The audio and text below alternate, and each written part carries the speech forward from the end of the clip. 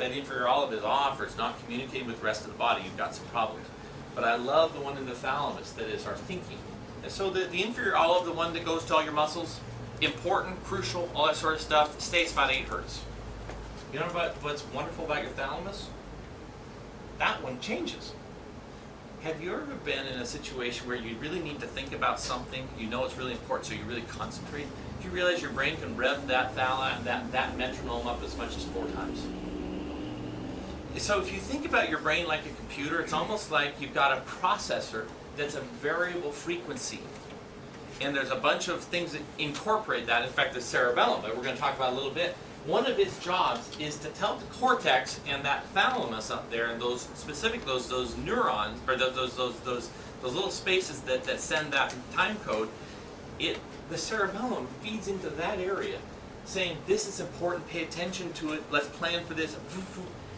So it's almost like if your cerebellum doesn't slap your thalamus to, hey, pay attention to this, your brain might miss it. It's like my wife. We've learned, so this is a little marital counseling.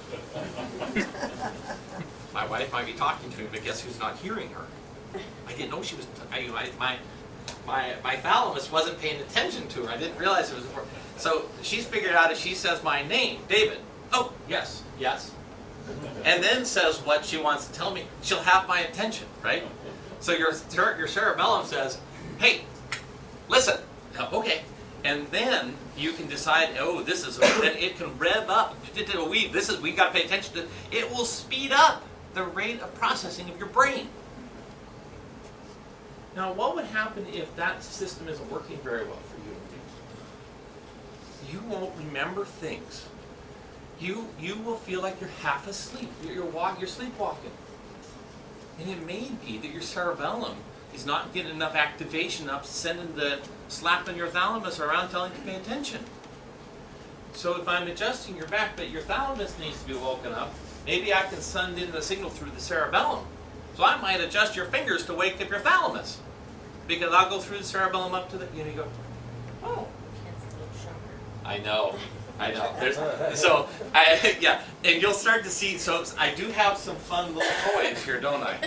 And there are more coming, by the way. Yeah, in fact, I'm thinking about vibratory stim. How do I get, what can I use to send data in?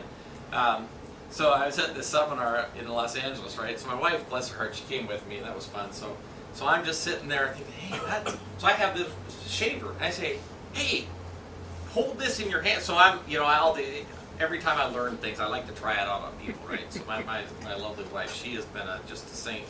And so she'll let me try all these things on her. So I say, okay, walk, so I had her walking heel toe and hold this thing in this hand and that. Just experiments. Say, can we change the physiology by this little holding my razor, but not to shave, but because it sends out this vibratory frequency. Because what if you stimulate the cerebellum? Does that mean what if somebody is having trouble walking? Could we actually help them walk better by sending a vibratory stim into the cerebellum, right? Because it would send more information, kind of like it's waking up the cerebellum, waking up the thalamus. If that actually works, you realize that could change their life. You go, because that's what we've got to do. We've got to think about, how does this information go up there, a route? How do we get to these components? And we have to find a way in. I'm probably going to end up buying like some caloric stimulation, like putting hot or cold in your ear. We can use sound tones, because we've got to get to different parts of the brain. And so this is what's 3 years from now it'll be really interesting what's going to happen. But anyhow, but it has to do with temporal binding, is how the body registers. So that signal so let's talk about the one out of the thalamus. It sends a cascading pulse really throughout your entire brain. Now what that does for you is,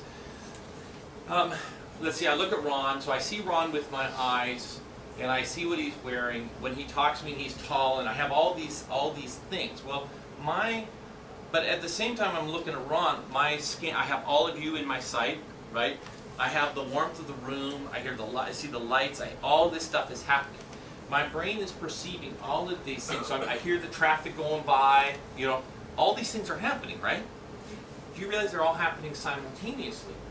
So this metronome going off and on says snap, snap, snap, all these things, they're going, so our experience then says I'm hearing, and so all this information goes into my hearing, I'm seeing, all this comes in.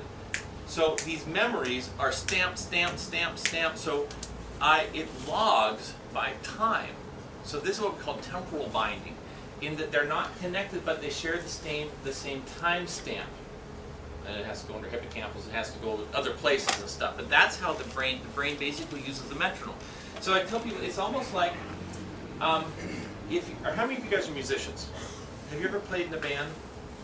Okay, so can you picture that if you didn't have any time, no one said, okay, everybody start playing, it'll sound like the tuning, and blah, blah, blah, blah, just sound like a bunch of noise. But then we say, okay, we're going to play this song, and we give you each of music. Well, then if you have somebody actually set a time, like 1, 2, like a conductor, let's play 1, 2, 3, 4. If you will agree that we're going to play this song, and this is our beat, then it will work. In fact, you could put those same musicians in a different room so they can't see each other, but they hear a click track in their ear. 1, 2, 3, they know this is 1. They can start playing. Do you realize we could make a recording and it would be beautiful music? They're not connected, right? The only thing that connects them is the click.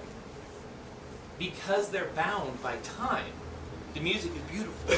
Essentially, that's what's happening. This thalamus is being the conductor of your brain, and they're not connected, but they're connected by time, so it can be a shared experience, and all this information can be merged, but it's merged by time, by the timestamp.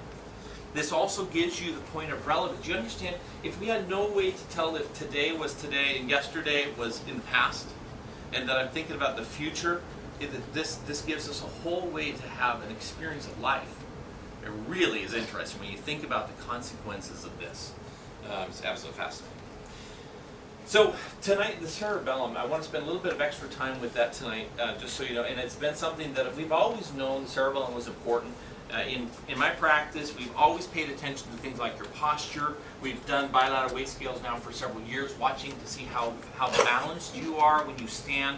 We have a postural-based adjusting system so that when I see you standing like this, I will adjust you in your mirror image, right? And I know that's getting input into that cerebellum because it's getting all that stuff. So this makes a lot of sense to me. But what we didn't know were some of these other things that the cerebellum actually does. And there are 3 areas of the cerebellum. One is your vestibulocerebellum, okay? That coordinates movement of your head with your eyes. And this is something that's really crazy. And I probably will show some of these things. If you see me spinning somebody, it has to do with this aspect of it. Your brain, it gets information from, like your ear, you've got 3 canals. One's horizontal, one's vertical, and road, because our head has to be able to tell if I'm spinning, tipping, turning, that sort of thing. All that information goes into your cerebellum. And then our eyes, we have to track. If I'm going to look at you, I have to do this. If my head turns, my eyes still, how does our body make all this stuff work? It has to do with the cerebellum. So what you'll notice is I'll start to do some things with looking at your eyes. I'll spin you. I'll start doing some things like that. And it has to do with how information goes into the cerebellum and then up to the rest of the brain. You have what's called the spinocerebellum, and that is the place in the cerebellum where all the information from the muscles and the tendons and the spindles and all that comes in. You see, if you're standing, in fact, I'm going to show you a foam perturbation thing. I now have 2 of these things. So if I had to kick off your shoes and stand on this and have you stand and see how your posture is, one of the things we're going to be looking at is your cerebellum. And what happens is when you stand on this foam, it's not as steady, right? So if you can stand perfectly with your eyes shut, or everyone has a little bit of a sway, granted. But if when you stand on this you have a lot of sway and you might almost fall off of the thing, then we know there's a problem having to do with information that goes into cerebellum. Now, one of the places that it gets the information is from the bottom of the feet, all the sensors, right? So people with diabetes will have more trouble with this. You can't, because you're not getting, your feet are like they're numb. Now, you don't necessarily know they're numb, but they're not sending much information.